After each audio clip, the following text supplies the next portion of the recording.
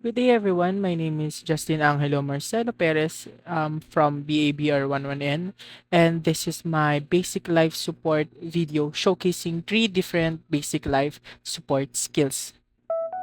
So, first technique is the top of the head injury. So, I have here my little sister. No, what I did is I fold the base into three and place it slightly above the eyebrow with the apex pointing to the back of the head. Cross the ends at the back, bring them to the forehead, and tie a square knot. Fold and tuck the hanging apex at the back.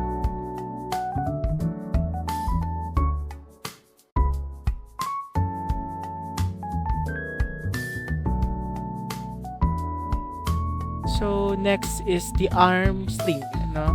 And open face pa rin po yung gamit dito.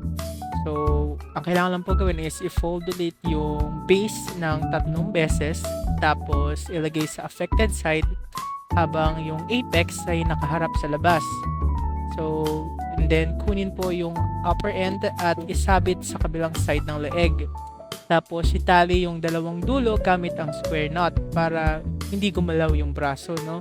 And maggawa nung maliit na knot sa may apex and siko para may tago, no, yung excess na tela.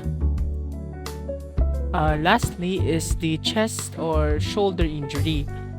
So, ganoon pa rin, i-fold ang base sa dalawa or three, no? Ilagay ang bandage sa affected side na ang apex ay nasa taas.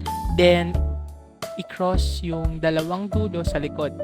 Pero siguraduhin mas mahaba ang isang tali para may tali to sa apex, no, pagkatapos mag-square knot. And ganun lang.